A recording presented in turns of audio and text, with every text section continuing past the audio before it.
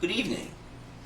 This is the king of all mediums, and welcome to podcast number 53. And the second one I'm doing in the new format. So I just remind you again, the new format, my videos will be much shorter. And what we're going to do is we're just going to talk about a topic, or we'll do five. So today is my first one where I'm going to talk about a topic, and the topic is the 10 best covers of all time. So the best songs I feel were covered by all time. Now this maybe not in any particular order, so I'll go through them 1 to 10. So yeah, they are. My whiteboard, I got a little bit of race. The king never does anything quite that good, you know. All right. So number one is again, maybe not the best, but you know, I think this one could be the best. All Along the Watchtower by the Jimi Hendrix Experience. So, you know, the original, of course, is by Bob Dylan. It was on the John Wesley Harding album, and it's a song about many Bob Dylan songs were about that social upheaval, and you know, basically the joker and the thief at the end come to the castle. You know, and the two riders were approaching, okay? And Jimi Hendrix took this acoustic piece and he turned it into something whole else. I think it hit 21 on the charts, actually. Jimi was not a singles guy. You know, he wasn't a guy that had great, great numbers on these singles charts, and classic rock staple too, All Along the Watchtower. Many people don't even know that it was a cover, but of a Bob Dylan song. And you'll see that he appears a few times, I think, on my list. So Jimi Hendrix, All Along the Watchtower, 1968. Number two, that's when I was talking about my brother. He thinks it's a horrible song. I thought it was a great song. This was covered by Joe Cocker. With a little help from my friends from the Beatles. The Beatles in 1967 came out with a song, and it's a great song for the Beatles, but he takes it in a whole nother direction, and he makes it into a rhythm and blues and a soul song, and it's so different than what the Beatles had. Beatles like a slow ballad, and so Joe Cocker really turns it around and changes it and puts his heart in, you know. He also does this in 1969 Woodstock. I think he came out with this about 68. It must have been 68. Had to be after June 1st, 1967, unless he got the tape. And it's funny because, you know, he must have had, backup singers. I would assume they were black backup singers. And at Woodstock, he had the band, which was all white, doing the backup singing. It sounds a little funny, but they do it pretty good, actually. So he did it at Woodstock too. So again, is it the second best in my opinion? I don't know. Okay, so by the way, I just want to mention these are my favorite. They're not necessarily your favorite, or not necessarily the best. There's a lot of covers out there, I'm sure, and at the end I will, say, you put down your covers. Okay, number three is Crossroads by Cream. And it's an old Robert Johnson song. That's totally transformed the original. I actually do have the original. I have the King of the Delta Blues, an old scratchy recording by Robert Johnson, an old blues man who supposedly sold his soul to the devil to get all his talent. He didn't know how to play guitar, but and of course Cream. You have. I don't think they ever did it in the studio. It appears on the live album part of Wheels of Fire, and Eric Clapton makes an incredible he also sings on it too, makes an incredible lead on it. So it's one of the great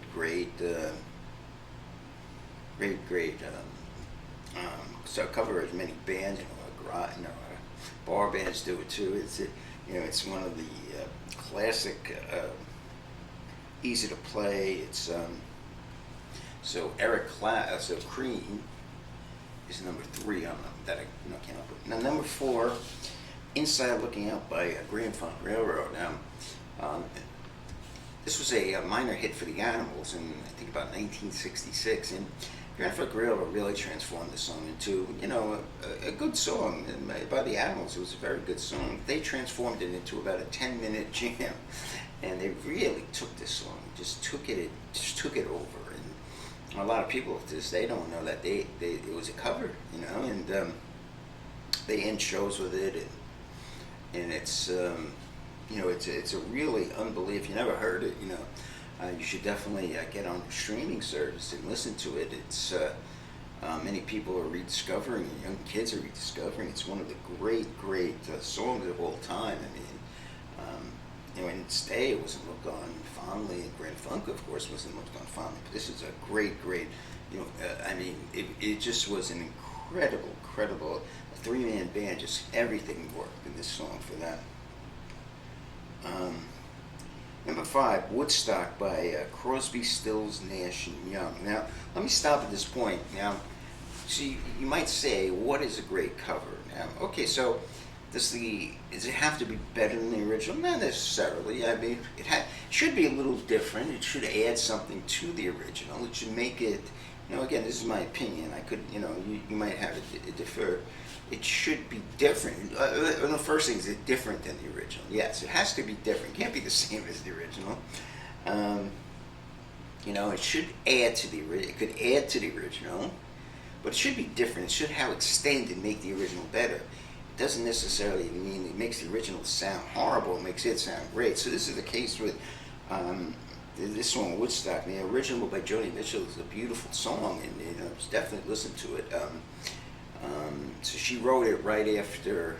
She didn't go to the Woodstock Festival because her manager thought that she'd be better getting publicity on Dick Cavett. So I guess she saw it on TV or something, and she heard about it, and then she wrote the lyrics for it. And Crosby, Stills, and Nash and Young. I don't think he's too involved. He was far off in space, and probably one of the three, probably Crosby and Stills. And Nash was her boyfriend at the time, took that song and just transformed it. So different than her version, but they were both really good, actually. They're just such different songs. This is more of a rock song, and hers was just a piano piece playing by herself with her beautiful voice. So they're both great versions to listen to, but they do it's so different, and it's really so good. So my number 5 choice, and again, not really in any order, but just good versions of it. Good cover versions, and not necessarily so much better than the original, but different. Number 6, Mr. Tambourine Man by the Byrds. Now, I could have picked a lot of different songs by the Byrds covering Dylan. The Chimes of Freedom, and there's a bunch more. But I thought this was the best of them, the Mr. Tambourine Man. Because I thought it was the one song that they really they changed, and one of the first songs that they really took and changed and made into something special. And again, there's My Back Pages is another great song. They did, and they took, and they changed, and so they were all in that kind of style with the Roger McGuinn, or Jim McGuinn at that point, isn't it? And eventually changed the name, of course, to Roger McGuinn. And they took it, and that was the first of many that they took from Bob Dylan, and they transformed them. Now, not that again, Bob Dylan's original was much longer and had more verses, but they transformed it, they shortened it, and they added this jangly 12-string guitar, and became their sound. And it was a very special song. We know it's about smoking marijuana, of course, if you didn't know that, of course. The next one is number 7, Blinded by the Light, which is done by a Manfred Mann Earth Band. And it is, of course, a cover of Bruce Springsteen's song, Pre-Born to Run, Bruce Springsteen.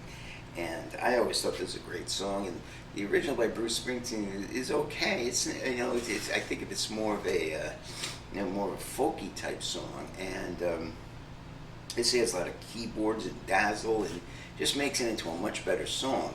The original's okay; it's a good song, but he really They really turn into something special. They also do another interesting cover. They do the Mighty Quinn. They do that. I actually forgot that. They actually do a great cover of that too. I think Manfred Mann, that's all they really did. They didn't write songs. Manfred Mann is actually a person. That's his name. He's a guy from South Africa. So the Manfred Mann, Earth Band, they were eventually called. They do Blinded by the Light, and I think it's a song about masturbation. Okay. Number 8 is Wild Thing by Jimi Hendrix. It's funny, I was just talking to my brother about this tonight. He thought it was a poor choice. He also thought with a little help from my friends it was a poor choice. Now, this song is an interesting song. It was done eventually by this group, it had a name on the tip of my tongue. And, the Wild Ones. Okay, that was the name of the group, the Wild Ones. And it was actually a socialite who knew these guys. And they said, okay, you can finance you. Chip Taylor, not Chip Douglas, Chip Douglas, the Monkees. So Chip Taylor wrote, he said, write a song real quick for these guys and I'll finance it and put it out. And the single didn't succeed. And I always thought, what is a socialite? Only in America, or only in Western civilization where we have a socialite. When did this get invented? So what is a socialite? Someone with a lot of money who doesn't have to work. It has to be a woman, man. It can't be a man. Men aren't socialites. So anyway, so it didn't work. So Chip Taylor wrote this song for this group, the Wild Ones, and what happened was another group called the Troggs got this, and it became a hit for them, but it was an okay song. It wasn't a bad song. It's a good song, and it became a hit. But I thought Jimi Hendrix's version at Monterey was unbelievable. He does, he actually burns his guitar. He sacrifices something he really loves, the guitar. And also, he does a, he does a uncredited version of "Strangers in the Night" in the middle of it. So it's just an incredible, powerful version of something that wasn't much, and he takes it and extends it and makes it into something special. So, to me, that's one of my favorite covers of all time. And again, my brother didn't think much of that. Number 9, again, Jimi Hendrix. He seems to be in a Jimi Hendrix type of mode. Johnny Be Good, of course, the great Chuck Berry song. Now, this is a rarity kind of, can be found on Hendrix in the West, probably a few other places. San Diego Sports Arena. I think this was the experience. I didn't know, so I didn't put down Jimi Hendrix's experience. It might have been with Billy Cox and Mitch Mitchell. So, I wasn't sure about that. So I wanted to just put Jimi Hendrix. This incredible version, one of his best performances ever. It wasn't that he changed the song around so much. It just, the speed on his guitar. I never heard Jimmy play so fast. Jimmy was more about theatrics, and he's more about getting some feedback and beautiful sound out of the guitar. So speed was never his real big thing, he wasn't, he wasn't an Alvin Lee, and he wasn't, but he showed he could play incredibly fast too, so he could do it all really. And this is the one song, if you say, oh, Jimmy wasn't as fast as this guy, play him this song. It's unbelievable. And you won't believe how great he is on this song. It's just, you could put together a package of 10, just show Jimi Hendrix the best guitarist ever, and there will never be a better guitarist. This will be one of the songs in the package. That's how good he was. This is the song that convinced me that he was. So it's on Jimi Hendrix in the West, or you could just Google or whatever, go to YouTube, type Johnny Be Good, Jimi Hendrix. I'm sure it'll pop up. It's just an incredible song. And number 10, of course, the Beatles' Twist and Shout. Okay, now this was originally done by the Isley Brothers, but it's actually the Isley Brothers covered it from another group, which is kind of interesting, and I forget which group it was, but so the Beatles then took it from the Isley Brothers, and of course they do an incredible version of it, and was one of their early repertoires, and when they played it when they went out of concert, and they were light on material. Many groups early on are light on material, like. It's funny, I have a friend who has a group, and so, and he's an older guy, and I guess the guys in the group are younger, and they're trying to make it, but they do original material, and I was like, do some covers. There's nothing wrong. There's nothing wrong. That's my theory. There's nothing wrong with doing covers early on. The Beatles did covers. The Rolling Stones did covers. Everyone did. Yes, his first two albums were a bunch of covers. Right until they got to their third album, the Yes album.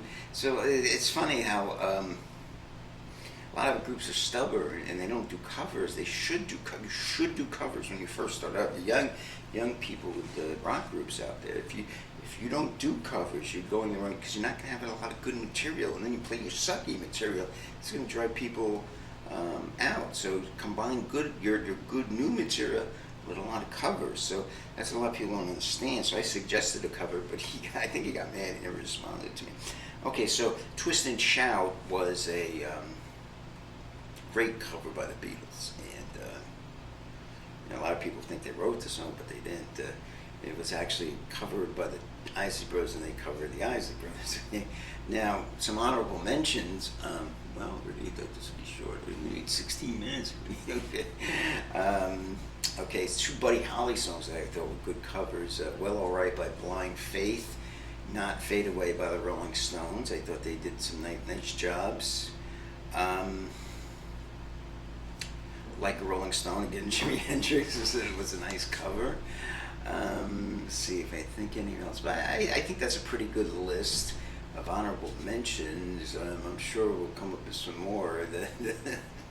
So anyway, so that pretty much covers it today. So before I go, so what are your best covers? So in the comments section, tell me, what do you think are your, at least five of your favorite covers? What do you think? And I'm sure, my list, you might say, you don't even, not one of those was on my list. So what are your five? I'm going to put that also in my Hit Days Lounge. What are your 5 best cover versions? And again, a good cover version should take the song. It doesn't have to be better than the original. It should be a lot different. It could be a lot better. The person I really like is Joni Mitchell. I think her original is just as good as the CSNY, but it's different. Okay, so I'd like to thank you. Again, this is podcast number 53, and today is April 28th, 2021. So this is the king of all mediums, and tonight is an 8-track tape night, so stay tuned for that. That'll be on at Hip Dave's Lounge. And tonight we're going to hear some Eagles. I don't know which Eagles. It's going to be from their greatest hits CD. Okay, take care.